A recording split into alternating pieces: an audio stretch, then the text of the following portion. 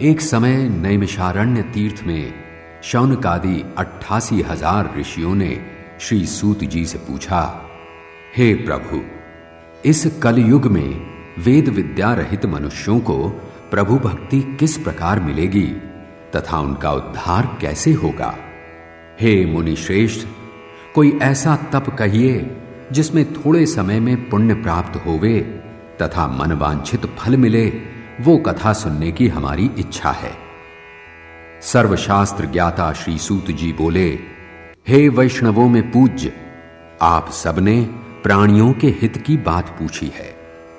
अब मैं उस श्रेष्ठ व्रत को आप लोगों से कहूंगा जिस व्रत को नारद जी ने लक्ष्मी नारायण से पूछा था और लक्ष्मीपति ने मुनिश्रेष्ठ नारद से कहा था, सो ध्यान से सुनो। पहला अध्याय। एक समय योगी राज नारद जी दूसरों के हित की इच्छा से अनेक लोकों में घूमते हुए मृत्युलोक में आ पहुंचे। यहां अनेक योनियों में जन्मे हुए प्रायः सभी मनुष्यों को अपने कर्मों द्वारा अनेकों दुखों से पीड़ित देखकर सोचा, किस यत्न के करने से निश्चय ही दुखों का नाश हो सकेगा। ऐसा मन में सोचकर विष्णुलोक को गए। वहां श्वेत वर्ण और 4 भुजाओं वाले देवों के ईश नारायण का, जिनके हाथों में शंख, चक्र, गदा और पद्म थे तथा वरमाला पहने हुए थे, देखकर स्तुति करने लगे। हे भगवान, आप अत्यंत शक्ति से संपन्न हैं। मन तथा वाणी भी आपको नहीं पा सकती। आपका आदि मध्य अंत नहीं है। निर्गुण स्वरूप सृष्टि के कारण भक्तों के दुखों को नष्ट करने वाले हो, आपको मेरा नमस्कार है। नारद जी से इस प्रकार की स्तुति सुनकर विष्णु भगवान बोले, हे मुनि श्रेष्ठ, आपके मन में क्या है? आपका किस काम के लिए आगमन हुआ है? निसंकोच कहो। तब नारद मुनि बोले, मृत्युलोक में सब मनुष्य जो अनेक योनियों में पैदा हुए हैं, अपने अपने कर्मों के द्वारा अनेक प्रकार के दुखों से दुखी हो रहे हैं। हे नाथ, मुझ पर दया रखते हो तो बताइए कि उन सब मनुष्यों के सब दुख थोड़े से ही प्रयत्न से कैसे दूर हो सकते हैं। श्री भगवान जी बोले, हे नारद, मनुष्यों की भलाई के लिए तुमने बहुत अच्छी बात पूछी है। जिस काम के करने से मनुष्य मोह से छूट जाता है, वो मैं कहता हूं, सुनो। बहुत पुण्य देने वाला स्वर्ग तथा मृत्युलोक दोनों में दुर्लभ एक उत्तम व्रत है। आज मैं प्रेमवश होकर तुमसे कहता हूं, सत्यनारायण का ये व्रत अच्छी तरह विधान पूर्वक करके मनुष्य तुरंत ही यहां सुख भोग कर मरने पर मोक्ष को प्राप्त होता है। श्री भगवान के वचन सुनकर नारद मुनि बोले कि उस व्रत का फल क्या है? क्या विधान है? किसने ये व्रत किया है और किस दिन ये व्रत करना चाहिए? विस्तार से कहो। भगवान बोले, दुख शोक आदि को दूर करने वाला, धन धान्य को बढ़ाने वाला, सौभाग्य तथा संतान को देने वाला ये व्रत सब स्थानों पर विजयी करने वाला है। भक्ति और श्रद्धा के साथ किसी भी दिन मनुष्य श्री सत्यनारायण की शाम के समय ब्राह्मणों और बंधुओं के साथ धर्मपरायण होकर पूजा करें। भक्ति भाव से नैवेद्य, केले का फल, घी, दूध और गेहूं का चूर्ण सवाया लेवे। गेहूं के अभाव में साठी का चूर्ण, शकर तथा गुड़ लें और सब भक्षण योग्य पदार्थ जमा करके भगवान के अर्पण कर देवें तथा बंधुओं सहित ब्राह्मणों को भोजन करावें। पश्चात स्वयं भोजन करें। नृत्य गीत आदि का आचरण कर सत्यनारायण भगवान का स्मरण करता हुआ समय व्यतीत करें। इस तरह व्रत करने पर मनुष्यों की इच्छा निश्चय पूरी होती है। विशेषकर कलिकाल में भूमि पर यही मोक्ष का सरल उपाय है। इति श्री सत्यनारायण व्रत कथा का प्रथम अध्याय संपूर्ण। बोलो सत्यनारायण भगवान की जय। दूसरा अध्याय। सूत जी बोले, ऋषियों, जिसने पहले समय में इस व्रत को किया है उसका इतिहास कहता हूं, ध्यान से सुनो। सुंदर काशीपुरी नगरी में एक अत्यंत निर्धन ब्राह्मण रहता था। वो भूख से बेचैन हुआ नित्य पृथ्वी पर घूमता रहता था। ब्राह्मणों से प्रेम करने वाले भगवान ने ब्राह्मण को दुखी देखकर बूढ़े ब्राह्मण का रूप धर उसके पास जा आदर के साथ पूछा, हे विप्र, नित्य दुखी हुआ पृथ्वी पर क्यों घूमता है? श्रेष्ठ ब्राह्मण, ये सब मुझसे कहो, मैं सुनना चाहता हूं। ब्राह्मण बोला, मैं निर्धन ब्राह्मण हूं, भिक्षा के लिए पृथ्वी पर फिरता हूं। हे भगवान, यदि आप इसका उपाय जानते हो तो कृपा कर कहो।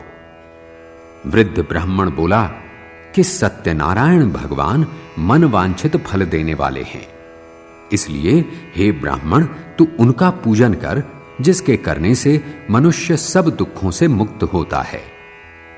ब्राह्मण को व्रत का सारा विधान बतलाकर बूढ़े ब्राह्मण का रूप धारण करने वाले सत्यनारायण भगवान अंतर्धान हो गए। जिस व्रत को वृद्ध ब्राह्मण ने बतलाया है मैं उसको करूंगा, यह निश्चय करने पर उसे रात में नींद नहीं आई। वो सवेरे उठ सत्यनारायण के व्रत का निश्चय कर भिक्षा के लिए चला। उस दिन उसको भिक्षा में बहुत धन मिला, जिससे बंधु बांधवों के साथ उसने सत्यनारायण का व्रत किया। इसके करने से वो विप्र सब दुखों से छूटकर अनेक प्रकार की संपत्तियों से युक्त हुआ। उस समय से वो विप्र हर मास व्रत करने लगा। इस तरह सत्यनारायण भगवान के व्रत को जो करेगा वो सब पापों से छूटकर मोक्ष को प्राप्त होगा। आगे जो पृथ्वी पर सत्यनारायण का व्रत करेगा वो मनुष्य सब दुखों से छूट जाएगा। इस तरह नारद जी से नारायण का कहा हुआ ये व्रत मैंने तुमसे कहा। हे विप्रो, मैं अब और क्या कहूं? ऋषि बोले, हे मुनीश्वर, संसार में इस विप्र से सुनकर किस किस ने इस व्रत को किया, हम वो सब सुनना चाहते हैं। इसके लिए हमारे मन में श्रद्धा है। सूत जी बोले, हे मुनियों, जिस जिसने इस व्रत को किया है वो सब सुनो।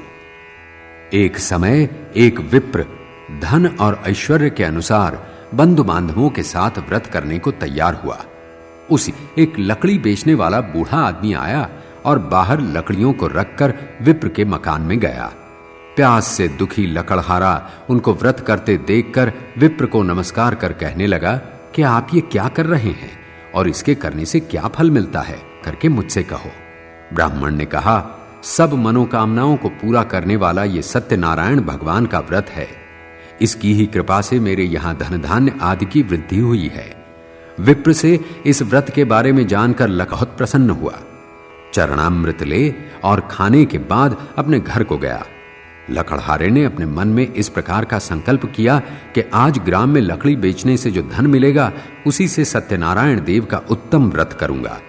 ये विचार कर वो बूढ़ा आदमी लकड़ियां अपने सिर पर रखकर जिस नगर में धनवान लोग रहते थे वो ऐसे सुंदर नगर में गया। उस रोज वहां पर उसे उन लकड़ियों का दाम पहले दिनों से चौगुना मिला। तब वो बूढ़ा लकड़हारा दाम अति प्रसन्न होकर पके केले की फली, शक्कर, घी, दुग्ध, दही और गेहूं का चूर्ण इत्यादि सत्यनारायण भगवान के व्रत की कुल सामग्रियों को लेकर अपने घर गया। फिर उसने अपने भाइयों को बुलाकर विधि के भगवान जी का पूजन और व्रत किया। उस व्रत के प्रभाव से वो बूढ़ा लकड़हारा धन, पुत्र आदि से युक्त हुआ और संसार के समस्त सुख भोग कर वैकुंठ को चला गया। सत्यनारायण व्रत कथा द्वितीय अध्याय संपूर्ण। बोलो सत्यनारायण भगवान की जय। तीसरा अध्याय। सूत जी बोले, हे श्रेष्ठ मुनियों, अब आगे की कथा कहता हूं, सुनो। पहले समय में उल्कामुख नाम का एक बुद्धिमान राजा था। वो सत्यवक्ता और जितेंद्र, प्रतिदिन देवस्थानों पर जाता तथा गरीबों को धन देकर उनके कष्ट दूर करता था। उसकी पत्नी कमल के समान मुख वाली और सती साध्वी थी। भद्रशीला नदी के तट पर उन दोनों ने श्री सत का व्रत किया। उस समय वहां एक साधु वैश्य आया। उसके पास व्यापार के लिए बहुत सा धन था। वो नाव को किनारे पर ठहराकर राजा के पास आ गया और राजा को व्रत करते हुए देखकर विनय के साथ पूछने लगा, हे राजन, भक्ति युक्त चित्त से ये आप क्या कर रहे हैं? मेरी सुनने की इच्छा है, सो आप ये मुझे बताइए। राजा बोला, हे साधु, अपने बांधवों के साथ पुत्रादि की प्राप्ति के लिए एक महाशक्तिमान सत्यनारायण भगवान का व्रत व पूजन किया जा रहा है। राजा के वचन सुनकर साधु आदर से बोला, हे राजन, मुझसे इसका सब विधान कहो, मैं भी आपके कथनानुसार इस व्रत को करूंगा। मेरे भी कोई संतान नहीं है और इससे निश्चय ही होगी। राजा से सब विधान सुन व्यापार से निवृत्त हो वो आनंद के साथ घर गया। साधु ने अपनी स्त्री को संतान देने वाले उस व्रत का समाचार सुनाया और कहा कि जब मेरे संतान होगी तब मैं इस व्रत को करूंगा। साधु ने ऐसे वचन अपनी स्त्री लीलावती से कहे। एक दिन उसकी स्त्री लीलावती पति के साथ आनंदित हो सांसारिक धर्म में प्रवृत्त होकर सत्यनारायण भगवान की कृपा से गर्भवती हो गई तथा 10वें महीने में उसके एक सुंदर कन्या का जन्म हुआ। दिनों दिन वो इस तरह बढ़ने लगी जैसे शुक्ल पक्ष का चंद्रमा बढ़ता है। कन्या का नाम कलावती रखा गया।